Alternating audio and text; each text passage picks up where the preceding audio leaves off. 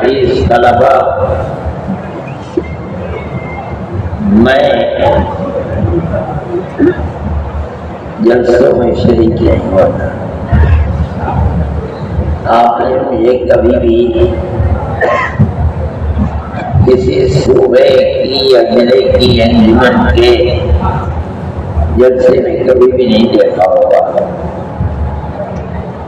نہ تو میں تقریر کرنا جانتا ہوں۔ مولانا اشرف عباس صاحب بتانا ہے، ان کو صدر بنانا چاہیے تھا۔ یہ میرے پیچھے پڑ گئے اور اس طرح پڑ گئے کہ میں اپنا دامن بچا نہیں سکا،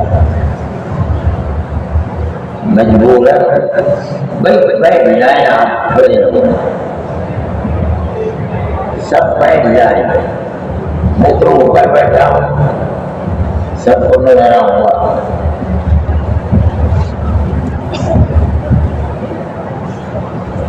یہ لوگ میرے پیچھے پڑ گئے اور میں اپنے آزاد کے باوجود جن کو کوئی اچھا ہے جو شکار ہوتا ہے، آپ لوگ نہیں جانیں گے، اور جوانی کی عمر میں تو پورے آدمی کی قدر کو آپ کا جانیں۔ میرے لیے آنا بیٹھنا تقریر کرنا یہاں سب مشکل ہے، اور پھر مصیبت یہ ہے کہ تقریر کرنے کے بعد میری نیند بھاگ جاتی ہے، وہ میرے لیے سب سے زیادہ بڑی اب مشکل کی چیز ہے۔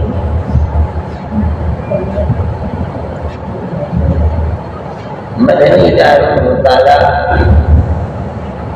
جب سے ان لوگوں نے بلایا ہے تو مجھے اس کا بچپن کا اپنے بچپن کے زمانے کا قصہ یاد آتا ہے۔ مدنی دارالمطالعہ میں حضرت رحمۃ اللہ علیہ کی زندگی میں اختلاف ہو گیا، عورت اور بچے کے طرح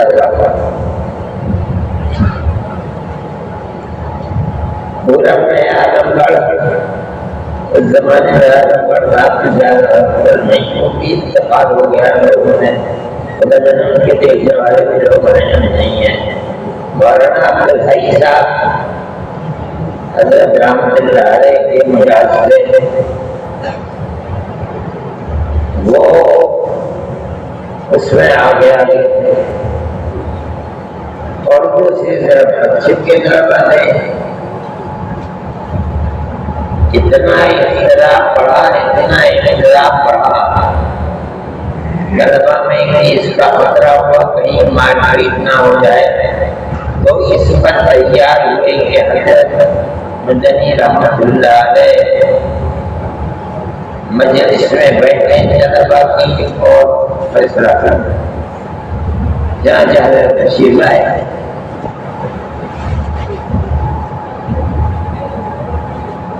حضرت نے ووٹ ڈلوائی، مشرقی یو پی کے ایک صاحب بھی چلے گئے، ان کا ووٹ مغربی یو پی کے حق میں آیا ہے، ایک ووٹ سے مغربی یو پی والے غالب آ گئے۔ مولانا عبدالحی صاحب میں وہ دوسرے گروپ کے بہت مضبوط گروپ تھے، انہوں نے کہا کہ حضرت ایک ہی آدمی جو ہے حضرت نے فرمایا کہ چاول کی دیگ میں سے ایک ہی چاول دیکھا جاتا ہے،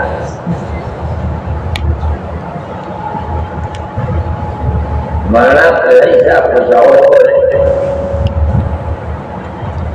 عبدالحی تمہیں آگ مود رہے میں تمہارے لیے آج رات میں تہجد کے بعد دعا کروں گا، نہیں تو تم وعدہ کرنا۔ بس سمجھ میں کرو بدل گیا، جو فیصلہ کیا ہو گیا، مجالس بولے نہیں۔ لیکن میں یہ سوچتا ہوں کہ اکابر کی زبان سے جو بات نکلتی تھی کیسا اثر ہوتا تھا۔ مولانا عبدالحی درویش صفت انسان، حضرت کے ایک جملے کو سن کر کے ان کی زندگی کا پلٹ قابل ہوئے، حضرت سے بیعت ہوئے اور یہی قیام کیا ذکر و اذکار کے لیے۔ میں قبرستان میں کھڑا ہوا تھا، حضرت سے گنگوئی رحمۃ اللہ علیہ کے پوتے یہاں کے مدرس تھے، سب ان کو بھائی نہیں صحیح صاحب گنگوئی۔ میں ان کے ساتھ شکار میں رہا کرتا تھا روزانہ۔ جمعے کا دن تھا، میں اور وہ جو سے کھڑے ہوئے تھے مگر عبدالحی آئے، آج تک مجھے ایسے آتے جیسے میں اپنی آنکھ سے دیکھ رہا ہوں۔ ایک چادر لپیٹے ہوئے اور آ کے حضرت شیخ الہند رحمۃ اللہ علیہ کے قبر پر بیٹھ گئے اور حضرت نے ان کو جو تعلیم دی ہوگی گردن جھکا کے مراقبہ کرنے لگے۔ میرا خیال میں 5 منٹ گزر جائیں گے، ایسا معلوم ہے جسے ایک جسم کی رگ و ریشہ کرا رہا ہے۔ ہم سے دیکھ کر کے پریشان ہو گئے۔ جب ہم 5-10 منٹ کے بعد بے قرار جب ہم ہٹے وہاں سے تو میں نے بھائی سے کہا بھائی یہ کیا ہو گیا؟ تو بڑے مجھ سے پوچھ رہا تھا پر پوچھ جاتے۔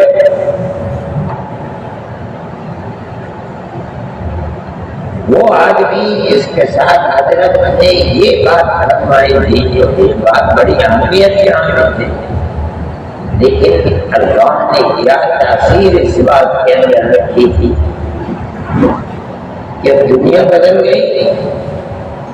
ان کا کافی وقت بنگال میں گزرا، مثنوی مولانا کے اشعار پر وہ تقریر کیا کرتے تھے اور تقریر کے اندر بڑی جلد کی کیفیت ہوا کرتی تھی،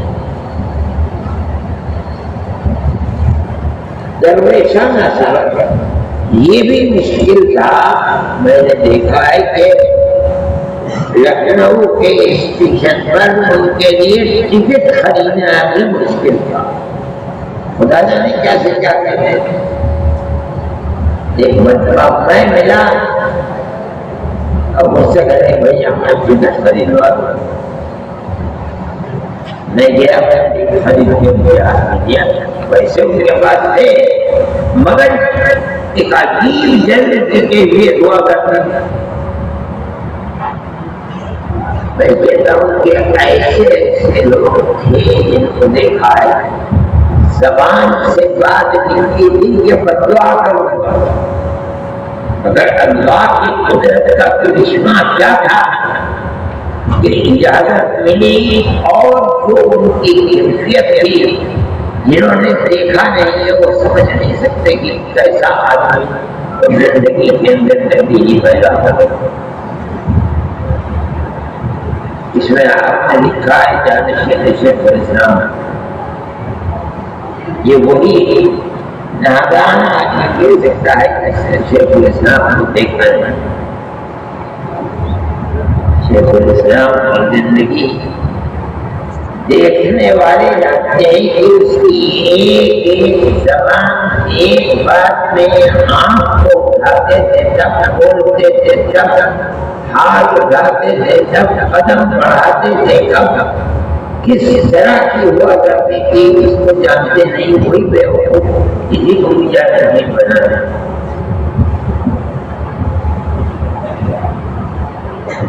ہم تو جانے شہید نہیں ہیں، اور ہماری سمجھ میں نہیں آتا کہ مدنی داروں کی تعداد امداد کی طرف منسوب ہے۔ اللہ جو چاہے کرتے، لیکن آج دنیا کے اندر کوئی جانشین ان کی جگہ بیٹھ کر بھی اس کو پور کر دے، ہم تو اس کے اوپر یقین نہیں رکھتے۔ ٹھیک ہے، میری ایک نسبت ہے ساتھ ہو، میری پہلے اختیاریہ نسبت ہے، پیدا ہو گیا اپنی نہیں۔ مدنی داروں کے طلبا کے لیے میں ایک بات کہتا ہوں، جو کو اپنے اکابر کے سوئے حسنہ کے مطابق چلنے کی کوشش کرنی چاہیے۔ ہمارا جتنا تمام کے تمام اکابر سے بہت رہتے ہیں، حضرت رضوی، حضرت عبوی، حضرت عبری، حضرت مدنی، دوستار حضرت شیخی اور حضرت عبد الحسین وغیرہ، یہ سب کے سب لوگ تصوف میں حضرت حاجی نظام اللہ صاحب مہاجر مکی کے خلفاء ہیں۔ اگر آپ لوگ کتاب دیکھیں گے، ان کی زندگی کو دیکھیں گے تو آپ کو پتہ چلے گا ہمارے ان اکابر کی یہ ایک خصوصیت ہے۔ حضرت حاجی صاحب سے لے کر ان میں سب سے آخر حضرت مدنی ہے، ان کے شاگرد۔ حضرت مدنی کے شاگرد خیال نہیں ہے، ان کے پاس یعنی شاگرد کا مطلب ایک تصوف ان سے سیکھا۔ تصوف کا پہلا سبق مکہ معظمہ نے ان سے لیا۔ ہمارے اکابر کی جو خصوصیت رہی ہے، حضرت حاجی صاحب، حاجی اللہ صاحب اور ان کے خلفاء، یہ ہے کہ انہوں نے اپنے آپ کو دارالعلوم یا کسی بھی مدرسے کی چہار دیواری میں محدود نہیں کیا۔ آپ کو یہ دیکھنا چاہیے، پڑھنا چاہیے، دارالعلوم سے وابستہ جتنے لوگ ہیں، چاہے حضرت حاجی صاحب ہو، حضرت عبوی ہو، حضرت نانوتوی ہو، یا اس کے بعد سب سے بڑی شخصیت حضرت شیخ رحمۃ اللہ علیہ کے، اس کے بعد ان کے سر شاگرد ہیں، علاوہ حضرت خانوی رحمۃ اللہ علیہ سے، تو انہوں نے اپنے آپ کو خانقاہ تک محدود فرمایا، زیادہ زندگی کی، ورنہ تو کسی شخص نے اپنے آپ کو مدرسے کی چہار دیواری میں محدود نہیں کیا۔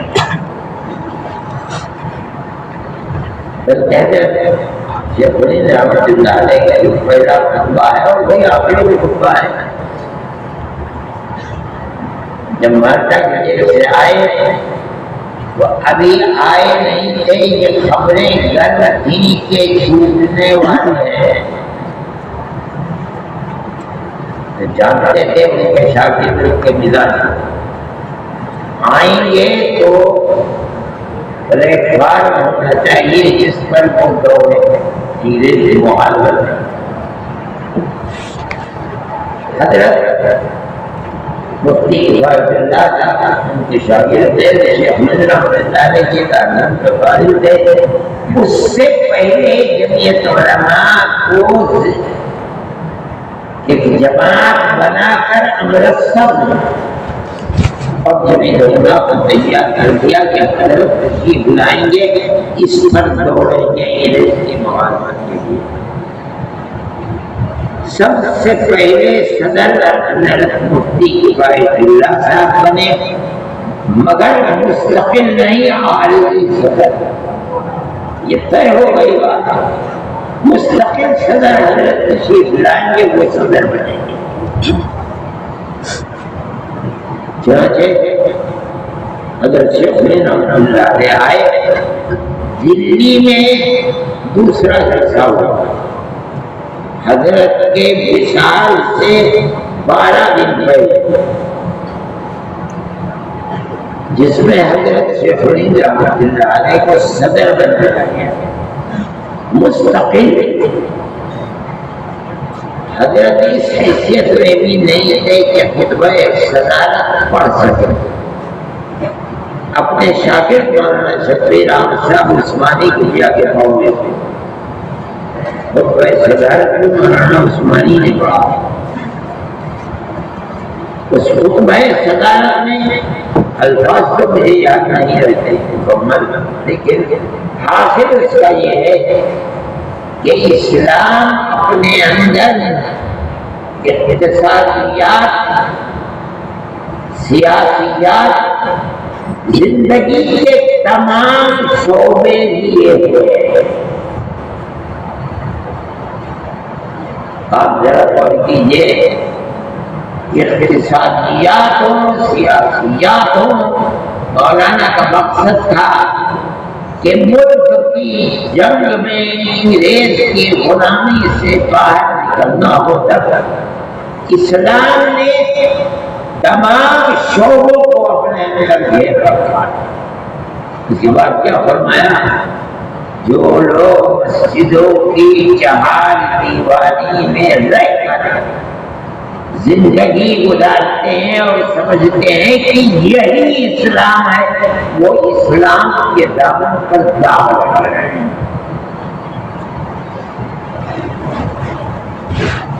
شیخوان کے سوا نہیں کہہ سکتا ہے، جس کا مطلب یہ ہے کہ یہ ان کا نظریہ تھا علماء دیوبند، اور اسی نظریے کی وجہ سے ہندوستان سے لے کر مالٹا تک جیلوں کو آباد کیا۔ میں دوسری بات کہتا ہوں، وہ حکومت جس حکومت نے بڑے بڑے افراد کو نہیں، ملکوں کو خرید لیا،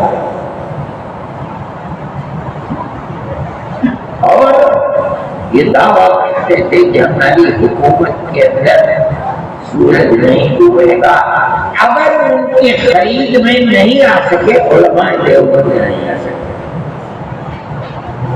حاجی صاحب کو نہیں زمین سے کھینچ رہے تھے، ان کے شاگرد حضرت نامندری خواجہ حافظ حسین صاحب، حضرت گنگوہی رحمۃ اللہ علیہ، حضرت شیخ الہند کو خرید رہے نہیں۔ میں یہ بات اس لیے کہہ رہا ہوں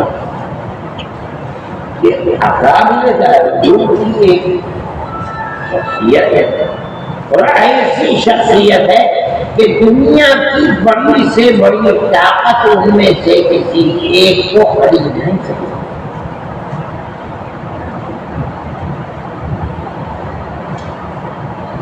آج کوئی ان کا جانشین بن جائے گا، اس کے اندر دم ہم ہیں کہ ان کی جانشینی کہاں پتا رہے گا۔ ان کی زندگی اسی طرح گزری۔ میں نے تو حضرت شیخ رحمۃ اللہ علیہ نہیں دیکھا، حضرت کو دیکھا زندگی کے تقریباً 9 سے لے کر 10 سال میں جیلوں کے اندر گزر گئے۔